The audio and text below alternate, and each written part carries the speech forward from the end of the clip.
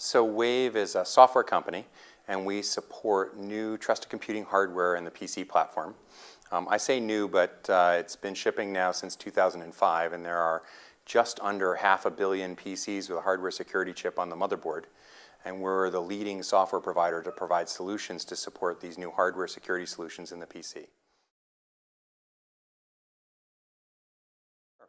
So we have a business that we supply the PC manufacturers with software they put in the box that exposes the hardware. You can think of it as a little bit more than drivers, but the applications and solutions that expose the hardware capabilities of the platform.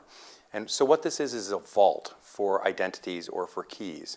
And so a trusted platform modules on the motherboard looks like a really big SIM module inside your PC, and ultimately should be used to hold the keys that log you on to all the different web services that you belong to.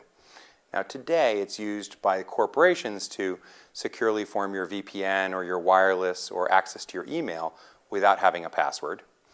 And in the future we believe it will be strongly used by most of the web services.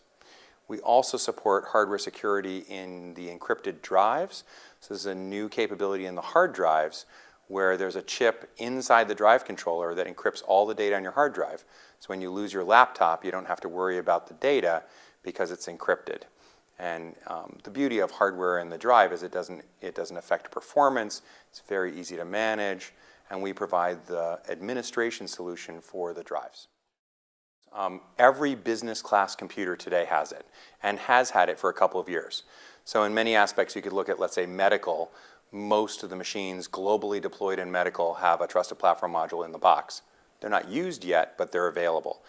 It's not a technology, however, that's yet in the consumer platform. I think that comes next. And we also believe that this is a technology that will show up in the cell phone because we desperately need in the smartphone a common credential vault, not only for payment, but for access and for all the app developers. So we think in the next couple of years we'll actually see a credential vault formed in the smartphone as well. I think we're making progress. I think most people have forgotten the power of the standards driven by the PC industry.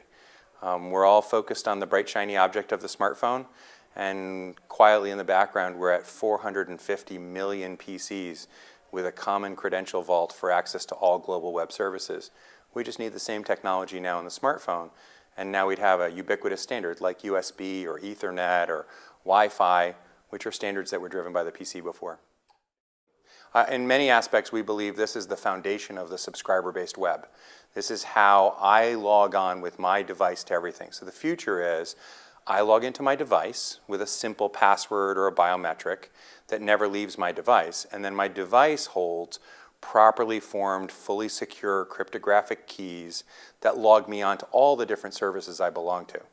And so our job long term is how do I help you manage your collection of devices? So if you buy a new laptop, and you have 500 keys in your old laptop, you're not going to want to go re-register each one of those services. You're just going to push a button and move your life from your old laptop to your new laptop. I think the best way to think about this is think of your home portable phone system. You take the handset, you hang it up in the base station, and it gets a key. And now you can sit out at the pool and have a secured conversation your neighbors can't listen to back to your base station instead of talking on a walkie-talkie that everybody in town knows what you're talking about. And so the same model applies here. We think that you'll register your device once, and you'll do that by enroll my device or register my device, and that will be the formation of the key in the platform and the registration of it with the service. And then every time subsequently to that, you just connect. So today the product ships as an OEM product. We supply all of Dell, Acer, Asus, some of Intel, with the software they ship in the box. We ship in 30 different languages. We've shipped over 80 million copies of that software to date. And in general, it's not used.